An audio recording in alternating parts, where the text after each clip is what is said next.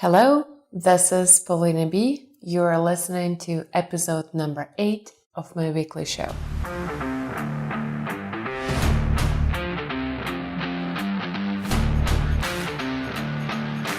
In the previous episode, I talked about why you don't need another productivity app. Go check it out if you haven't listened to it yet. It explains why productivity apps don't work for most people. Today I want to discuss what you should do instead, how you can start showing up for yourself, for your goals, and for your dreams. Welcome to the Monthly Method Podcast. This is a show for solopreneurs, creators, and artists who have a burning desire to launch a project. This is for a project that is not urgent but truly important, the one your best life depends on. Your host, Paulina B., is a certified Scrum Master. She brings a proven record of launching successful projects, both professional and personal. You will hear about tested techniques that lead to calm, consistency, and results. Stay tuned to turn your idea into reality 1 month at a time.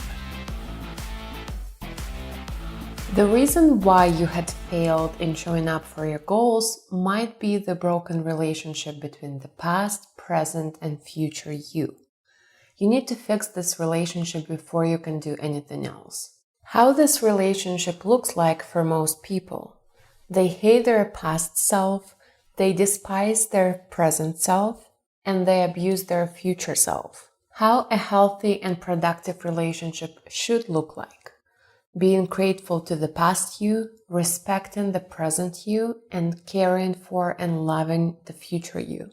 The reason why I show up for what I said I would show up for is because I love and care for the future me.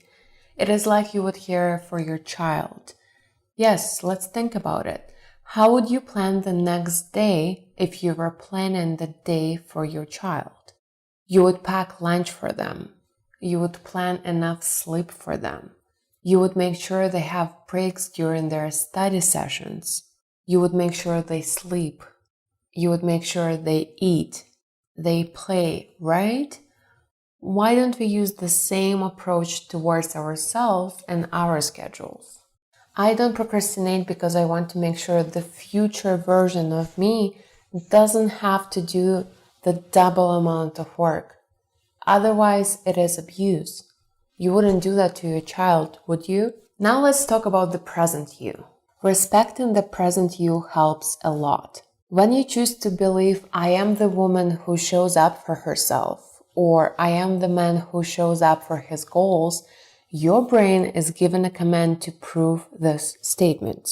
Even if you don't have a lot of historical data proving this point. Who cares? You are not writing a peer-reviewed article that needs proven data sources. If you keep believing the same beliefs, you will produce the same results. In order to create something you've never created before, you have to start believing new things about yourself. At first, your brain will be skeptical. Yes, it will not want to believe the new thoughts, but insist on thinking this way anyway. You'll be surprised how quickly it will work. Your brain hates cognitive dissonance. It cannot have two opposite beliefs at the same time. Eventually, your brain will give up and start proving your new belief. Be aware, the popular advice given out there is based on hating yourself. The hustle culture, willpower, white knuckling, no pain, no gain. You get the idea. It doesn't work long term. You cannot hate your way to success. The moment I decided to love my future self, how I would love my firstborn child, everything changed. I could finally plan my days from the place of love and respect. I could finally stick to my schedule. I could finally gain my own trust.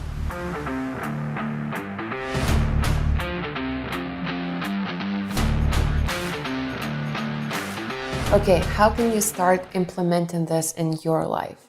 I want you to schedule something that you will do every single day for the next week.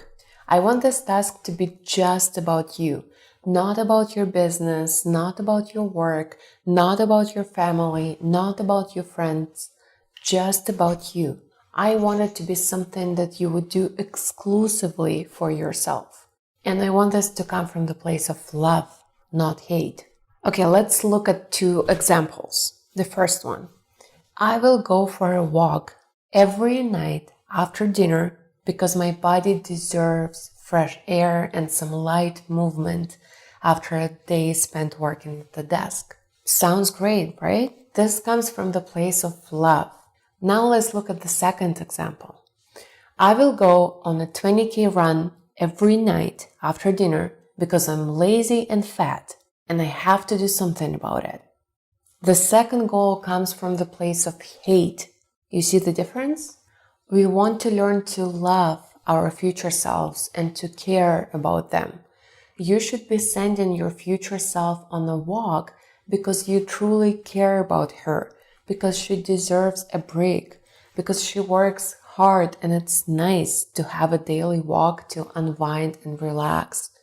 Not because she's fat or not because she needs to burn calories. None of that nonsense.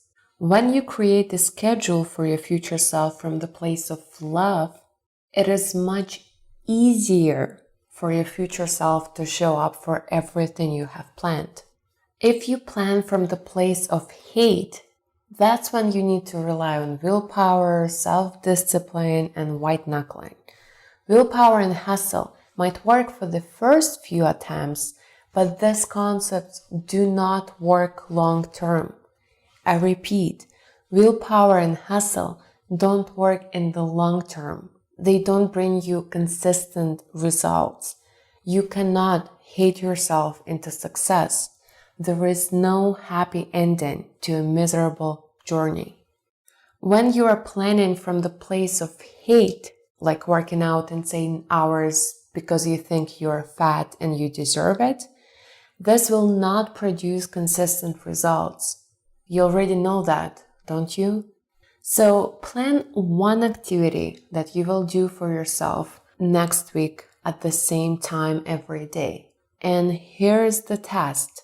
Ask yourself, would you plan this activity at this intensity and for this reason if you were planning it for your child?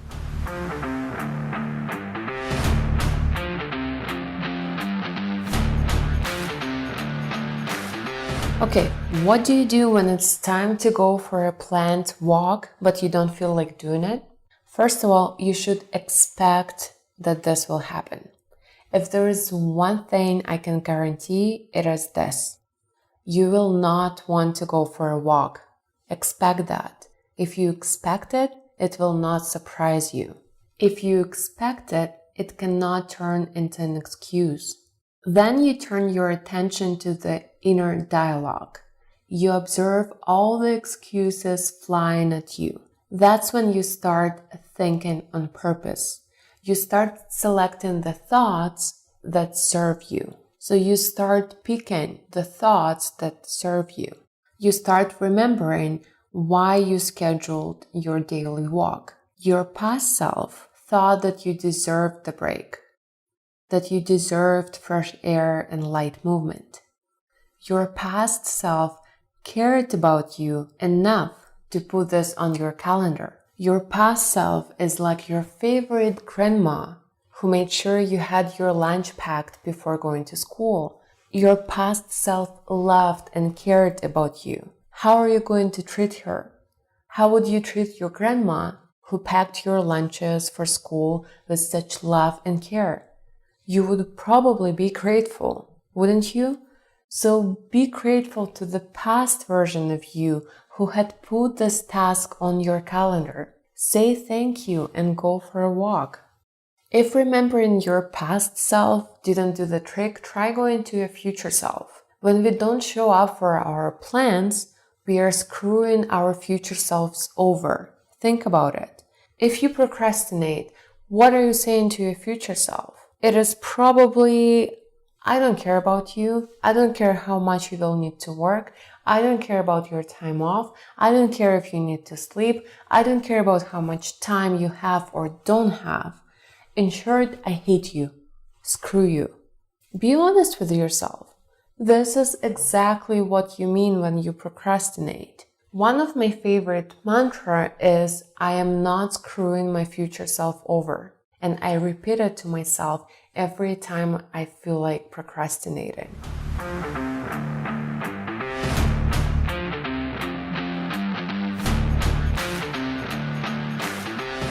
The best advice I can give when it comes to creating and sticking to a schedule is to fix the relationship between the past, present, and future you. If you're constantly procrastinating, you probably hate your past self, you don't trust your present self, and you don't care about your future self. If you want to be able to show up for a schedule, you need to be grateful for your past self, respect your present self, and care about your future self. You really need to love your future self like you would love your firstborn child. I don't care how selfish it might sound to you. I just know this is the only way you can consistently show up for your dreams and goals. Let's go over your homework one more time so it's clear. Pick one activity for your future self from the place of love and care. It should be serving you, not somebody else. Imagine you're a loving mother or a loving grandmother. What would you schedule for your child? When it's time to do the scheduled activity, expect the resistance. Talk to it. Say, hello dear, I've been waiting for you. Then choose the thoughts that serve you. Be grateful to the past version of you who put this on your calendar. And don't screw your future self over. Have a great week, everyone. Please subscribe if you want to get a freshly baked episode delivered to you next Monday. And also check out the show notes for a weekly reading recommendation. This week, I recommend a book that influenced me in developing some of the concepts covered in today's episode. Thank you for listening to this episode. If you want to ask a question, leave a comment, or share something interesting, please use the link provided in the show notes. I look forward to hearing from you and answering your questions in the upcoming episodes.